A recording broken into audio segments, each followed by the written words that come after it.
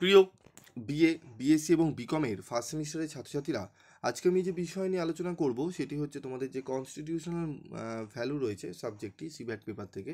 এই সাবজেক্ট থেকে অলরেডি আমি তোমাদের একটি model practice set mock test paper নিয়ে আলোচনা করেছি এবং আজকে আমি তার উত্তরগুলো নিয়ে আলোচনা করব এবং উত্তরগুলো তোমরা কিভাবে পাবে ফ্রি অফ কস্টে সেটিও আমি তোমাদের বলে দেবো।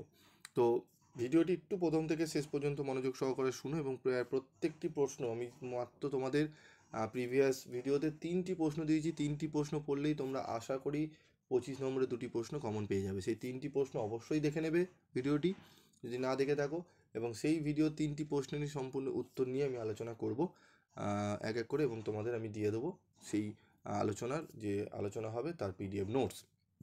তো তোমরা সেগুলো কালেক্ট করে নিও, এবং তোমরা যদি মনে করো যে স্যার না আমাদের আরও বেশি কোশ্চেন লাগবে, পিডিএফ নোটস আমাদের লাগবে ফুল পিডিএফ নোটস, তাহলে সামান্য রেমুনারেশনের বিনিময়ে তোমরা কিন্তু কালেক্ট করে নিতে পারো।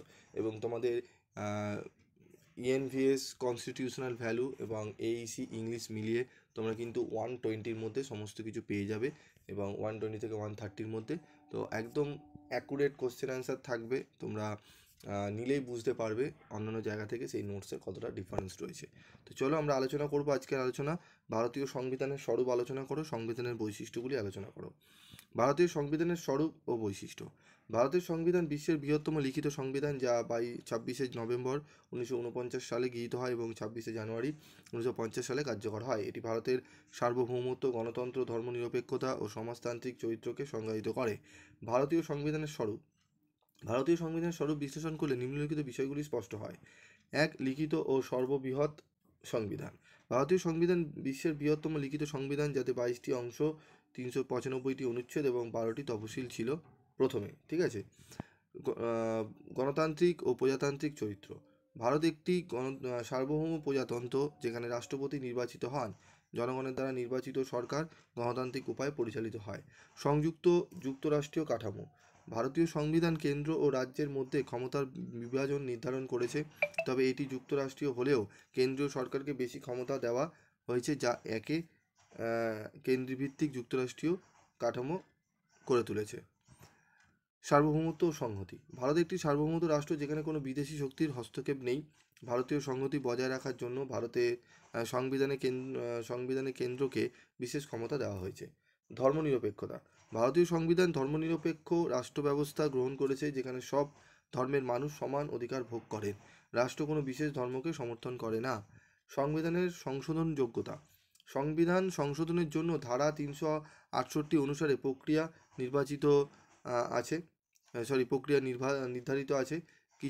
কিছু ধারা সাধারণ সংখ্যাগরিষ্ঠতায় পরিবর্তন করা যায়, কিন্তু কিছু ধারা বিশেষ সংখ্যাগরিষ্ঠতা ও রাজ্যগুলির সম্মতির প্রয়োজন হয়।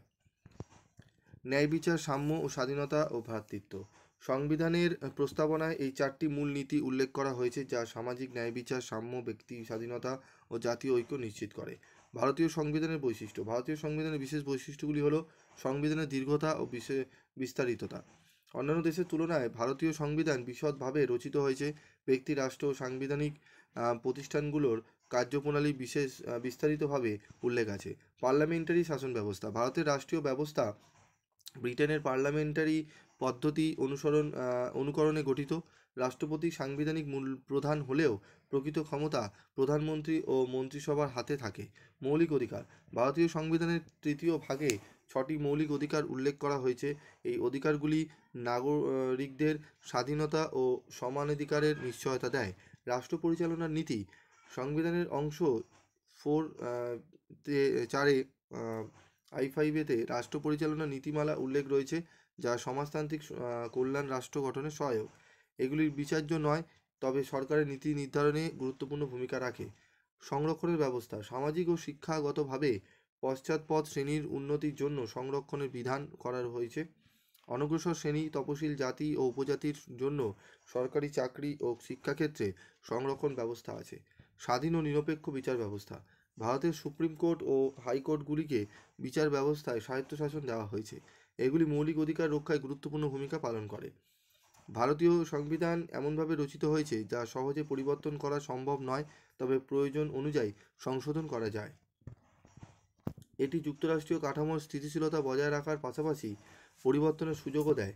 একক নাগরিকত্ব, ভারতীয় সংবিধান একক নাগরিকত্বের বিধান রেখেছে, যা যুক্তরাষ্ট্রীয় কাঠামো সত্ত্বেও সমস্ত ভারতীয়কে সমান অধিকারের নিশ্চয়তা দেয়। ভাষাগত বৈচিত্র্য ও সংবিধানের ভাষা, সংবিধানে 22টি ভাষাকে স্বীকৃতি দেওয়া হয়েছে। হিন্দি ও ইংরেজি সরকার পরিচালনার ভাষা হিসাবে নির্ধারিত হয়েছে। পঞ্চায়েতি রাজ ও স্থানীয় সরকার, 73তম ও 74তম সংবিধান সংশোধনের মাধ্যমে গ্রাম ও শহরের স্থানীয় শাসন ব্যবস্থা মজবুত করা হয়েছে। উপসংহার, ভারতীয় সংবিধান একটি গতিশীল দলিল, যা ভারতীয় সমাজের চাহিদা অনুযায়ী পরিবর্তন করা সম্ভব। এটি গণতন্ত্র, ধর্মনিরপেক্ষতা, সাম্য ও ন্যায় বিচারের ওপর ভিত্তি করে গঠিত হয়েছে, যা একদিকে জনগণের অধিকার রক্ষা করে এবং অন্যদিকে দেশের সার্বভৌমত্ব ও সংহতিকে নিশ্চিত করে। তো একদম টু দি পয়েন্ট অ্যান্সার আজকে তোমাদের আলোচনা করে দিলাম, এবং এই যে অ্যান্সার দেখলে এর অ্যান্সারের সম্পূর্ণ পিডিএফ নোটস তোমরা পেয়ে যাবে। কোথায় পাবে আমি বলে দিচ্ছি, তোমরা এই ভিডিওর কমেন্ট বক্সে যাবে, সেখানে একটি লিঙ্ক দেওয়া রয়েছে, গ্রুপের লিঙ্ক, সেই গ্রুপে তোমরা জয়েন্ট হও। তোমাদের গ্রুপে এই ভিডিওর পিডিএফ ফাইল দিয়ে দেওয়া হবে, তোমরা সেখান থেকে নিয়ে পড়তে থেকো, এবং আরও অনেক প্রশ্নের উত্তর কিন্তু সেখানে দেওয়া হবে।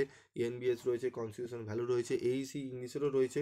তোমরা যারা নিতে চাও তোমরা কমেন্ট করে জানিও, এবং উত্তরটি কেমন লাগলো, ভিডিওটি দেখে তোমাদের কতটা উপকৃত হলে তোমরা অবশ্যই কমেন্ট বক্সে লিখে জানাবে। আজকের মতো ভিডিওটি শেষ করছি, দেখা হচ্ছে পরবর্তী ভিডিওতে। সকলে ভালো থেকো, সুস্থ থেকো।